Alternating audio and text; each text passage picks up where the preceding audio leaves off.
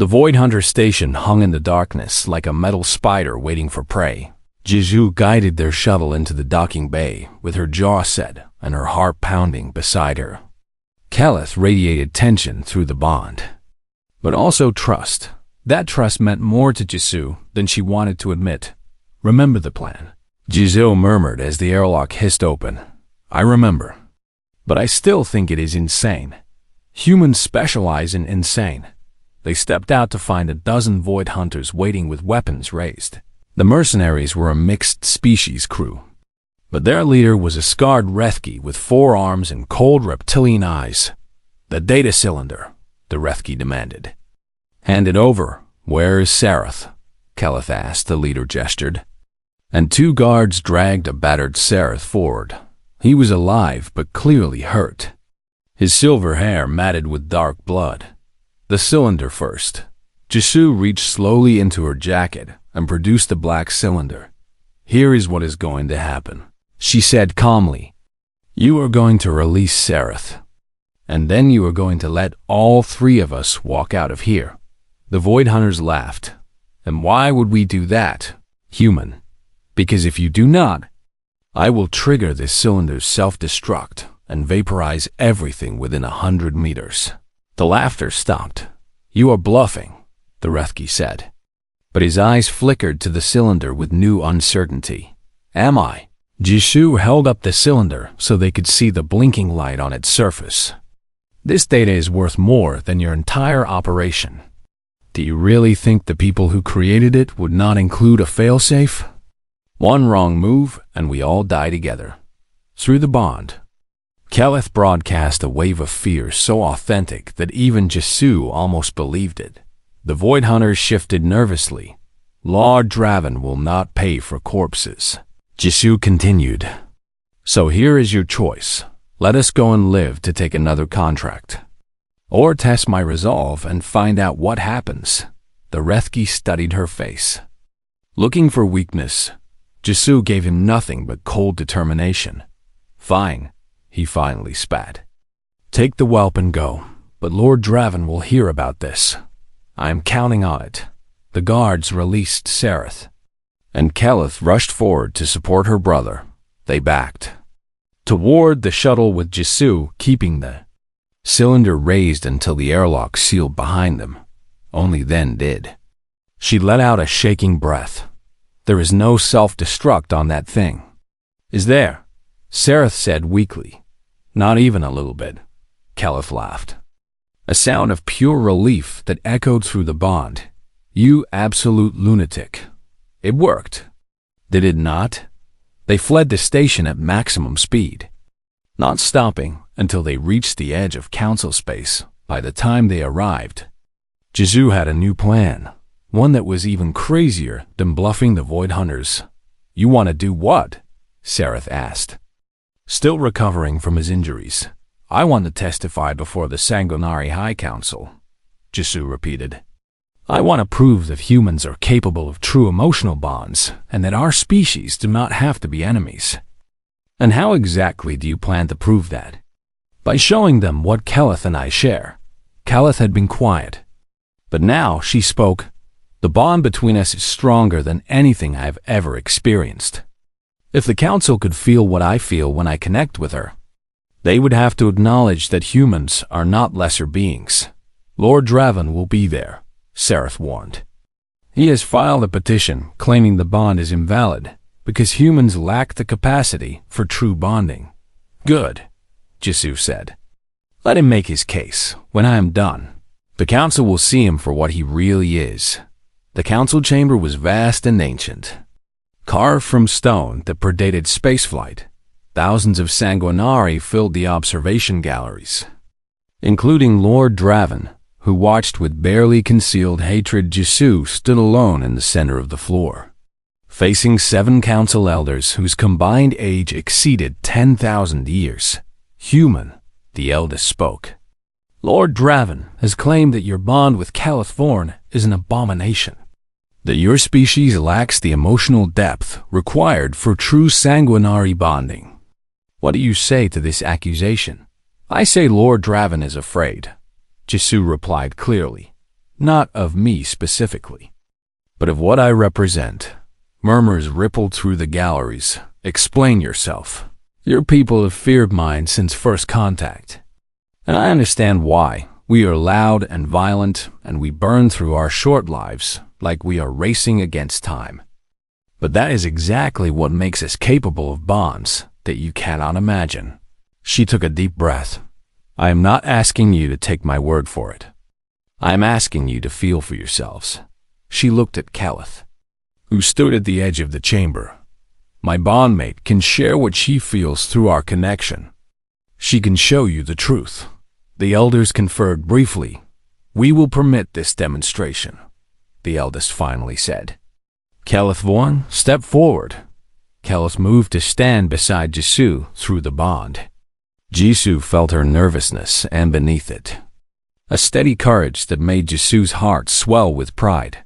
Open yourself, Calith whispered. Let me show them everything.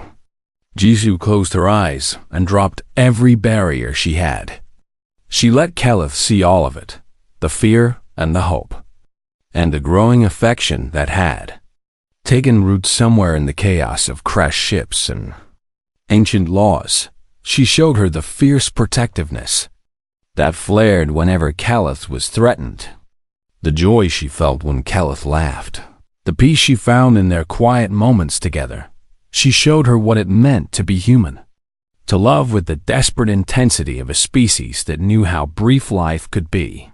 Through Calith, the council felt it all. Several elders actually staggered backward from the force of it.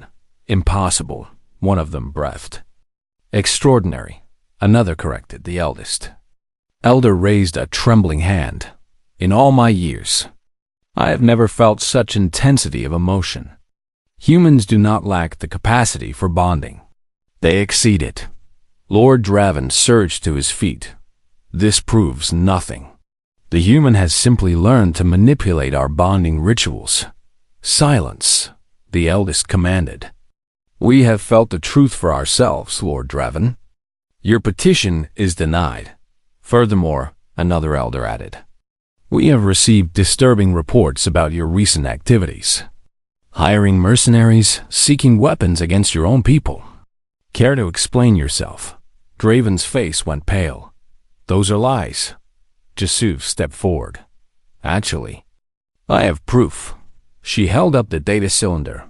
This contains the schematics for a human weapon called Daybreak, designed to kill every sanguinari within its range. Lord Draven has been trying to acquire it since I arrived on Velthra 7. She walked to the eldest elder and placed the cylinder in her hand. I am giving this to the council freely, to be destroyed, as proof that not all humans wish to be your enemies. The galleries erupted in chaos when order was finally restored. Lord Draven had been stripped of his titles and taken into custody. The council formally recognized Jisoo's bond with Calith and declared it a symbol of potential. Friendship between their species and Jisoo was named the first human ambassador to the Sanguinari, a title she never expected and was not entirely sure she deserved. Later, in the quiet of Calith's ancestral home, the two of them stood on a balcony overlooking fields of crimson ice. Do you regret it? Calith asked. Crashing that wedding. Jisoo thought about everything that had happened, the terror and the danger and the impossible odds. Then she felt Calith's presence in her mind. Warm and steady and real. Not for a second, she said. Calith smiled. And Jisoo realized she would happily crash 1,000 weddings if it meant seeing that smile again. What happens now? Calith asked. Now we build something new, Jisoo replied. Together. She took Calith's hand, and for the first time since she had tumbled out of her wrecked ship into a cathedral full of vampires, Jisoo felt like she was exactly where she was supposed to be. The future was uncertain and probably dangerous, but she was not facing it alone, and that made all the difference. They made it to the shuttle bay through sheer desperation and Calith's knowledge of forgotten passages behind them. Draven's soldiers swept through the compound with brutal efficiency. their shouts echoing through the icy corridors. The family shuttle was a sleek vessel built for speed rather than combat. But right now, speed was exactly what they needed. Jisoo threw herself into the pilot's seat, and her hands flew across the unfamiliar controls. The interface is in Sanguinari, she snapped. I cannot read any of this. Callis slid into the seat beside her and began activating systems with practiced ease. I will handle launch. You take over once we clear atmosphere. The shuttle lifted just as the first soldiers burst into the bay. Energy weapons scorched the hull. But Calith had already engaged the engines. They shot through the hangar doors and into the crimson sky of Velthra 7. They are following us, Sareth reported from the back, his voice tight with fear. 3 interceptors. No. 4. Can we outrun them? Jisoo asked. Not in this ship. Through the bond.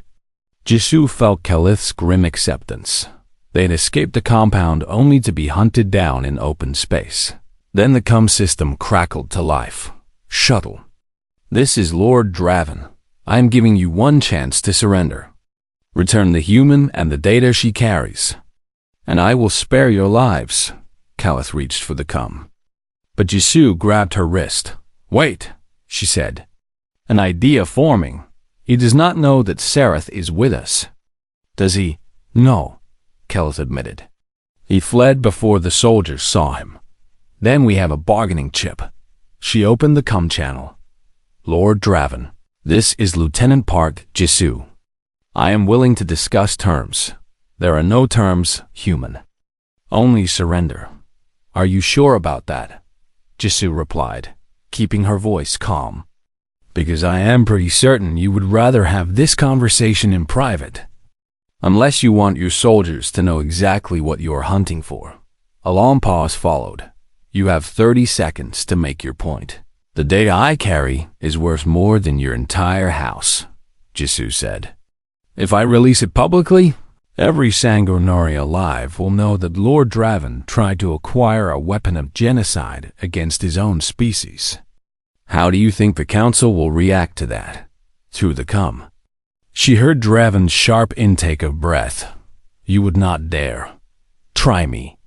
The interceptors held their position but did not fire. Jisoo could almost feel Draven calculating odds on the other end of the line. What do you want? He finally asked. 12 hours. Jisoo said, you call off your ships and give us 12 hours to reach neutral space. In exchange, I will not broadcast your dirty little secret across every channel in the sector. And after 12 hours, we go our separate ways. But if I ever see your ships again, if you ever threaten Calith or her family again, I will make sure the entire galaxy knows what kind of monster you really are. The silence stretched for an eternity. Then Draven's voice came back. Cold and controlled. 12 hours, human. But this is not over. I will find a way to claim what is mine. The interceptors peeled away and vanished into the darkness. Jisoo let out a breath she had not realized she was holding. That was either brilliant or insane. Sareth said from behind her, probably both. Calith replied, and through the bond Jisoo felt something warm that might have been admiration. They flew for 3 hours before. Sareth finally broke the tense silence. So what happens now? Now we find somewhere safe to destroy the data, Jisoo said. And then we figure out how to deal with Draven permanently. He will not stop, Calith warned. You humiliated him in front of his own soldiers. And men like Draven cannot let humiliation stand. Then we need leverage. Something stronger than threats. The High Council, Sareth suggested. If we could prove that Draven was trying to acquire a weapon against his own species, they would strip him of everything. We cannot prove anything without revealing the weapon exists, Calith pointed out. And if the Council knows there is a human weapon capable of destroying us, it could trigger the very war Jisoo was trying to prevent, through the bond. Jisoo felt Calith's exhaustion and beneath it. A fear that went deeper than worry about Draven. What else? Jisoo asked quietly. Keleth did not answer immediately. My family is not powerful, she finally said. My parents died when Sareth and I were young, and we have spent our lives trying to maintain what little status we had left. The arranged marriage to Draven was supposed to secure our future. Instead, I crashed into it. Instead, you gave me something I never thought I would have, Keleth corrected. A choice.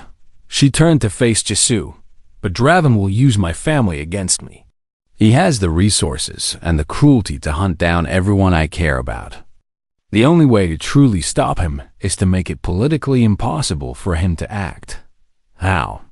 By making our bond so valuable that attacking it would cost him more than he could gain. Jesu frowned. I do not understand. Humans are unknown among my people. Keleth explained. Feared and mistrusted. But also fascinating, if I could prove that a human sanguinary bond is not just possible but powerful. It would change how my species sees yours, and it would make us untouchable politically. And how do we prove that? Before Keleth could answer, a proximity alarm shrieked through the cockpit. Ships incoming, Sareth shouted. Not sanguinary. I do not recognize the configuration. Jesu looked at the sensor display and felt her blood run cold. Void hunters, she said. Mercenaries who specialize in tracking targets across space. Draven must have hired them before our negotiation. So much for 12 hours. The Void Hunter ships were fast and deadly, and there were 6 of them. The shuttle shuddered as the first shots connected with their shields. We cannot outrun them, Keleth said. Then we find somewhere to hide. Jesu replied, her mind racing. There. That debris field, can you get us through it? It is dense. One wrong move and we crash. Better than getting shot. Keleth threw the shuttle into the debris field with a skill that made Jesu revise her opinion of sanguinary pilots sharply. Upward rocks and shattered ship hulls whipped past them as the Void Hunters followed. One of the mercenary ships clipped an asteroid and spun away in flames. Then the cum crackled again. And this time, the voice was not Draven's shuttle. This is Void Hunter Command. We have your sibling. Stand down and surrender, or we kill the one called Sareth. Jesu's heart stopped. She turned to look at the back of the shuttle. The seat where Sareth had been sitting was empty. How? Keleth breathed. He was just there. Teleportation tech, Jesu said grimly. Expensive and dangerous, but the Void Hunters are known for it. Through the bond. She felt Keleth's terror slam into her like a physical blow. I cannot let them kill my brother, and I will not let them take you. Jesu replied. She grabbed Keleth's hand. Listen to me. I have a plan, but you are going to have to trust me. I barely know you. Then trust the bond, Jesu said fiercely. Feel what I'm feeling right now, through their connection. She let Keleth sense everything, her determination, her refusal to give up, and beneath all of that, a protective fury that burned hot enough to melt ice. Keleth's eyes widened. What are you? Human, Jesu said simply, and we do not abandon our people. The silence in the chamber stretched until Jesu thought it might break her. Through the bond. She felt Keleth's emotions shifting, from shock to fear to a cold calculating awareness. That reminded Jesu this woman was sanguinary nobility, one word to. The council and Jesu would be dead before she could explain. Tell me everything, Keleth finally said. Leave nothing out. Jesu sat down heavily on a bench carved from red ice and ran her hands through her tangled hair. 3 years ago, Terran Command started a black project called Daybreak, she began. They were terrified of the sanguinary, convinced your species would eventually decide to farm humans for our energy. That would be monstrous, Keleth said quietly.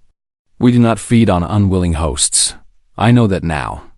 But the admirals did not care about truth. They only cared about having a weapon that could win a war before it started. Jesu looked up at Keleth with tired eyes. Daybreak is a bioelectrical disruption field. It targets the specific frequency that sanguinary life energy operates on and tears it apart. One activation could kill every sanguinary within a planetary radius. Through the bond, she felt Calith's horror as clearly as if it were her own. And you were carrying this weapon. The data for it. Jisoo corrected. The complete schematics, research notes, everything needed to build it. I was supposed to deliver it to a secure facility for final production. But you chose to run instead. I chose to try to destroy it. Jisoo said fiercely. I never wanted to be part of genocide when I found out what Daybreak really was. I copied the only existing data core and ran. My plan was to take it somewhere remote and destroy it completely. And then you crashed into my wedding. Despite everything. Jisoo felt a bitter laugh escape her. The universe has a terrible sense of humor. Calith moved to sit beside her on the bench. Close enough that Jisoo could feel the coolness radiating from her pale skin. Where is the data now? Hidden in my ship's wreckage, Jisoo admitted. I encrypted it behind every security protocol I know. But eventually, someone will find it. Lord Draven. If he learns what I am carrying, he will tear that ship apart. Through the bond. Jisoo felt Calith's mind working through possibilities with a speed that was almost frightening. Draven has always wanted power above all else, Calith said slowly. If he possessed a weapon that could threaten the entire sanguinary species, he could blackmail the Council into giving him anything he desired. Including you. Including me, Calith confirmed. He would force the Council to annul our bond and grant him my hand. And no one would dare refuse him. Jisoo stood and began pacing the small chamber. Then we have to get to the data first and destroy it. We, Calith repeated. And there was something new in her voice. You keep saying we as if my help is a certainty. Jisoo stopped and faced her. I crashed into your wedding, dragged you into a forced marriage with an alien, and brought a genocide weapon onto your moon. The least I can do is clean up my own mess. But I cannot do it alone. She held out her hand. So yes, I am asking for your help. Will you give it? Calith studied her for a long moment through the bond. Jisoo felt her weighing options and measuring risks, and beneath all of that, a growing sense of something Jisoo had not expected: respect. You truly intended to sacrifice everything to destroy this weapon, Calith said. Your career, your home, your people's trust. Some things are more important than what is easy. Calith took her hand. Then we worked together. They moved quickly after that. Calith knew the layout of the cathedral compound better than anyone and led Jisoo through service. Corridors and forgotten passages that had not been used in centuries. The wreckage of Jisoo's ship still lay in the main cathedral. But Draven's people had not yet begun to search it.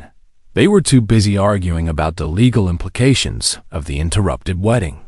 There, Jisoo whispered, pointing to a panel on the ship's belly. The data core is behind that maintenance hatch. They crept through the debris with Calith's dark eyes constantly scanning for guards. Just as Jisoo reached the hatch, her fingers found it already open and empty. Looking for this. The voice came from the shadows, and a figure stepped forward, holding a small black cylinder that Jisoo recognized immediately. It was a young sanguinary male, perhaps Calith's age, with the same silver hair but sharper features. Sareth, Calith hissed. What are you doing here? Protecting you, sister. As I always have. He tossed the data cylinder from hand to hand, casually. I saw you leave your chamber with the human and followed. Imagine my surprise when I found you were not simply taking a walk. Give that back, Jisoo said. Stepping forward, Sarath's eyes flickered to her with distaste. The human speaks to me as if she has any standing here. How amusing. Sarath, you do not understand what that is. I understand enough, he replied.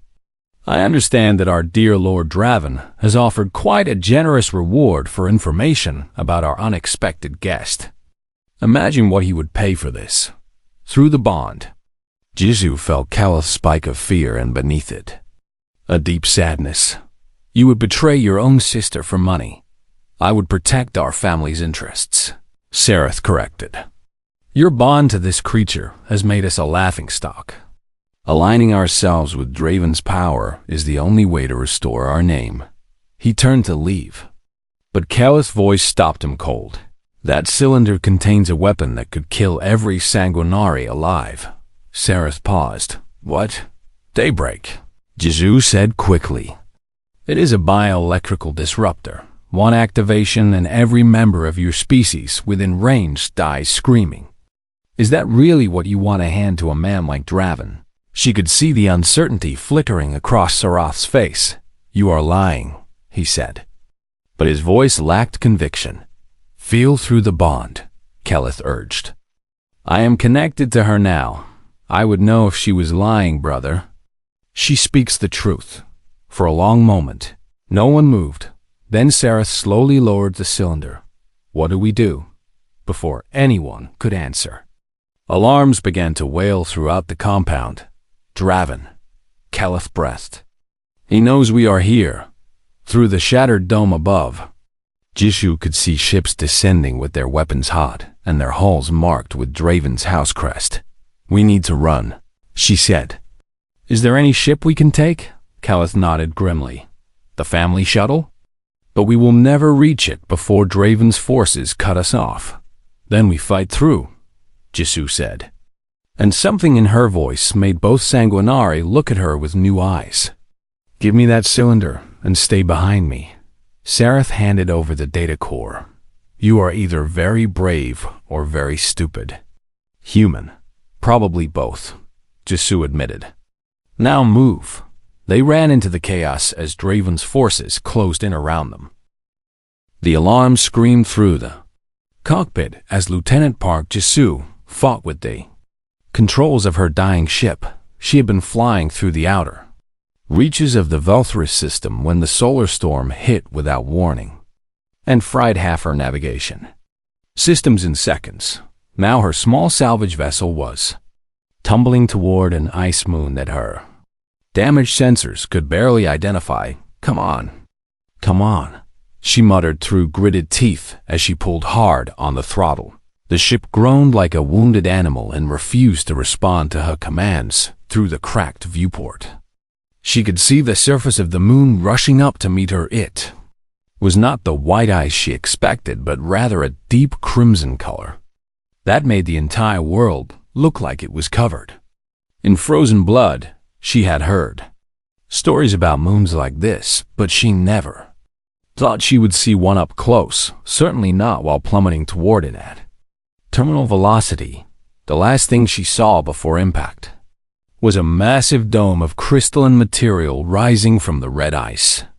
She tried to pull up, but it was far too late. Her ship punched through the dome like a fist through glass, and everything dissolved into chaos and noise and spinning darkness. When Jisoo opened her eyes, she was hanging upside down in her pilot's seat with emergency foam hardening around her body. The foam had saved her life, but now it trapped her like an insect in amber. She struggled against it and felt it crack and give way piece by piece.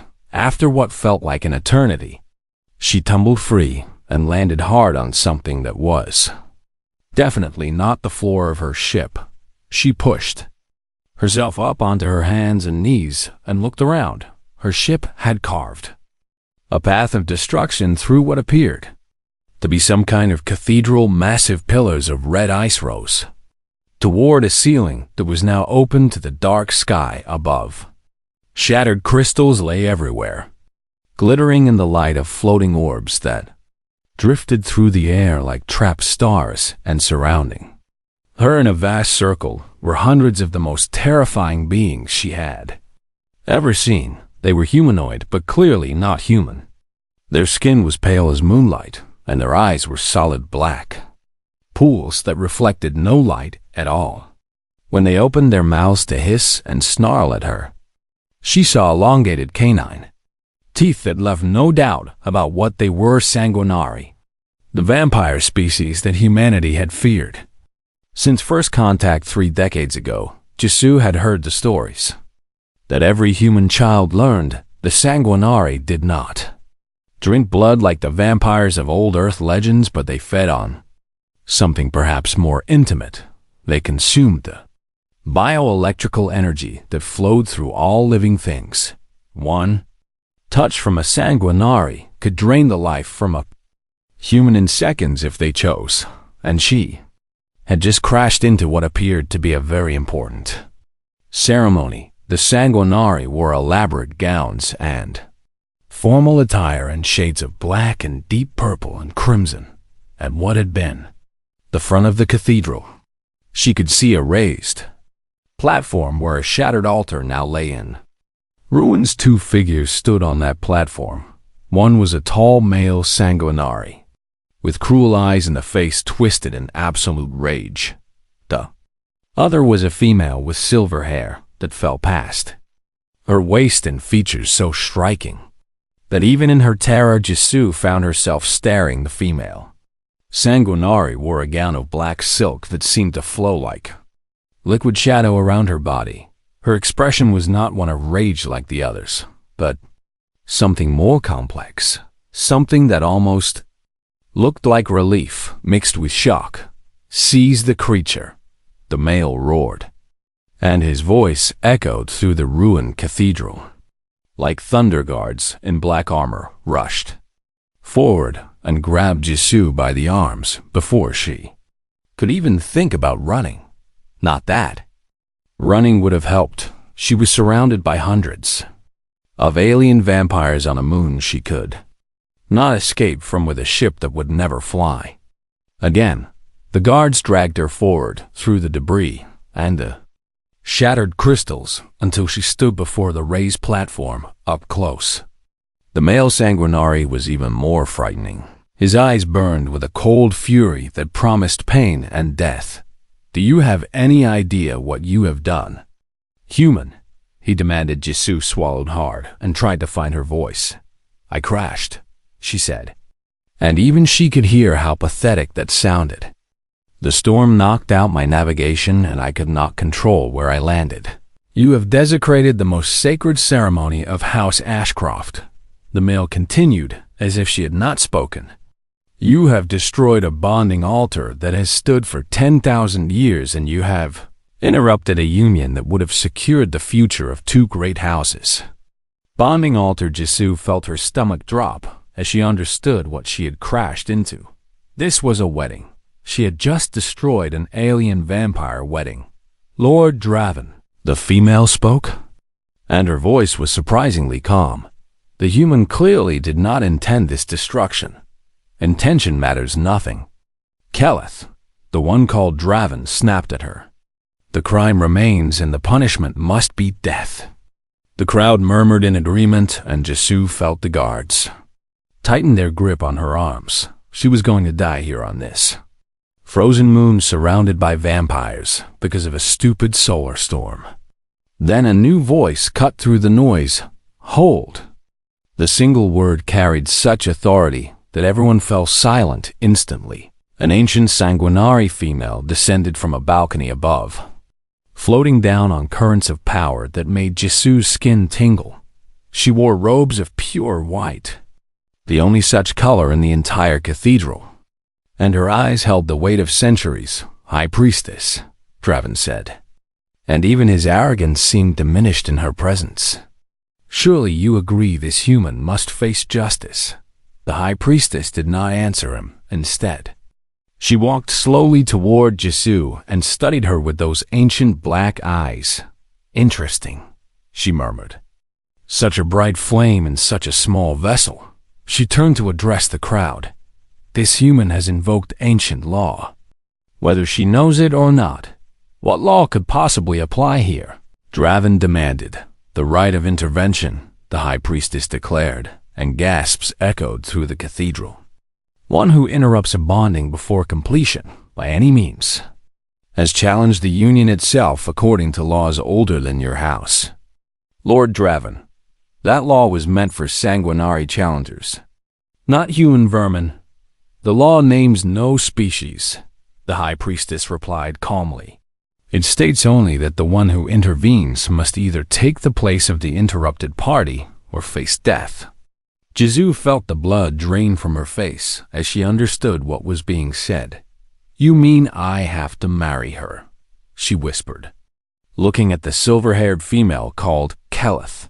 Bond with her, the High Priestess corrected. Or die. Human. She paused, and something that might have been a smile crossed her ancient face. The choice is yours. The cathedral fell into chaos after the High Priestess made her declaration. Sanguinary nobles shouted over each other in a language Jisu could not understand, while Lord Draven's face twisted with barely contained fury, but Jisu barely noticed any of it. She was too busy staring at the silver-haired woman who might become her wife in the next few minutes. Keleth Vorn stood perfectly still on the ruined platform, her dark eyes fixed on Jisu with an expression that was impossible to read. She was beautiful in the way that a blade was beautiful, elegant and dangerous and sharp. Her pale skin seemed to glow faintly in the light of the floating orbs, and her silver hair moved slightly, even though there was no wind. This is madness, Draven shouted above the noise. The right of intervention was never meant to apply to lesser species, and yet the law makes no distinction, the High Priestess replied. You know this as well as I do, Lord Draven, for you have studied our ancient texts most carefully when they served your purposes. That silenced him, though his eyes promised violence. The High Priestess turned back to Jisu. You have heard the choice, human. Speak your answer. Jisu's mind raced through her options and found them severely limited. She could refuse and die here in this alien cathedral, her body probably drained of every spark of energy by the hungry crowd, or she could agree and find herself bonded to an alien vampire woman she had never met. Neither option seemed particularly appealing, but one of them at least kept her alive. I choose the bond, Jisu said, and her voice came out stronger than she expected. A wave of whispers swept through the crowd. Draven stepped forward with his hands clenched into fists. I will not allow this, he snarled. Keleth belongs to House Ashcroft by agreement signed in blood. The agreement was for a bonding that did not complete, the High Priestess said. By our own sacred laws, the contract is void, and unless you wish to challenge those laws publicly, Lord Draven, I suggest you step aside for a long moment. Jisu thought Draven might attack anyway. The rage in his eyes was beyond anything she had ever seen. A cold fury that seemed to freeze the very air around him, but challenging the High Priestess in front of the assembled nobility would destroy his political standing forever. He knew it, and she knew it, and everyone watching knew it. This is not over, he said through clenched teeth. I will find a way to dissolve this abomination of a union, and when I do, both of you will suffer for this humiliation. He turned and swept out of the cathedral, with his supporters following close behind. The tension in the air eased slightly, though Jisu could still feel hundreds of hostile eyes watching her every move. Come forward, human, the High Priestess commanded. The guards released Jisu's arms, and she walked on unsteady legs to the raised platform where Keleth waited up close. The sanguinary woman was even more striking. Her eyes were not solid black as Jisu had first thought, but rather the deepest possible shade of purple, like the last light of a dying star. I'm sorry, Keleth said quietly, so only Jisu could hear. You should not be trapped in this because of my family's politics.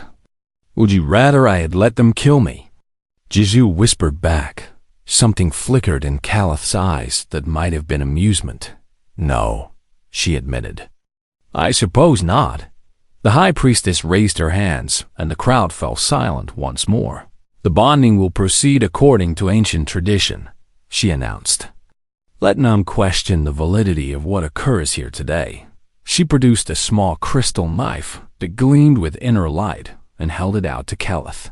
Draw the energy of your intended, she instructed. One drop only, as the law requires for a bond to take root. Keleth took the knife and turned to Jisoo. This will feel strange, she warned. I will take only the smallest amount, but you will feel our connection form. Jisoo nodded. Not trusting her voice, Keleth reached out and pressed her palm against Jisoo's chest. Right over her heart, the touch was cool, but not unpleasant. Like the brush of silk against bare skin. Then Jisoo felt it a pull deep inside her, as if something was being drawn out through her very soul. It was not painful exactly, but it was overwhelming. A sensation unlike anything she had ever experienced, and then it stopped. And something else took its place. She could feel Keleth, not physically, but emotionally. Like a second heartbeat pulsing alongside her own, she felt Keleth's surprise and confusion, and beneath those, a vast relief that the sanguinary woman had been trying desperately to hide Keleth stumbled backward with her eyes wide. Impossible, she breathed. The high priestess leaned forward with sudden interest. What is it? Child. Her energy, Keleth said, and her voice trembled slightly. She burns like a sun. I have never felt anything so intense from any being. Murmurs rippled through the crowd once more. Jisoo did not understand what was happening, but through the bond she could sense Keleth's shock, and beneath it something that felt almost like wonder. Humans run hot, the high priestess said thoughtfully. Their lives burn bright and brief compared to ours. But I had not realized the difference was so profound. She smiled. And this time, the expression reached her ancient eyes. The bond is complete. Let none dare challenge it. The ceremony ended with rituals Jisoo did not understand. Words in the sanguinary language that washed over her like music in a foreign tongue. Through it all, she remained acutely aware of Keleth beside her. The cool presence in her mind that was not quite thought and not quite emotion, but something in between when it was finally over. Keleth led her away from the ruined cathedral through corridors carved from the same red ice. Neither spoke until they reached a private chamber, with doors that sealed behind them with a soft hiss. You can feel me, Keleth said. And it was not a question. Yes, Jisoo admitted. Can you feel me too? More than I expected, Keleth replied. Your emotions are so vivid, so immediate. It is like standing next to a fire after a lifetime in the cold. She turned to face Jisoo fully. What were you really doing in this system? Human, and do not lie to me, because I will feel it through the bond. Jisoo hesitated through their connection. She felt Keleth's suspicion sharpen into something harder. I was running, Jisoo finally said. I was carrying something I should not have, something terrible. And I was trying to destroy it before anyone could use it. What kind of something? Jisoo closed her eyes and felt the weight of her secret pressing down on her. A weapon, she whispered. Designed to kill your entire species. Through the bond.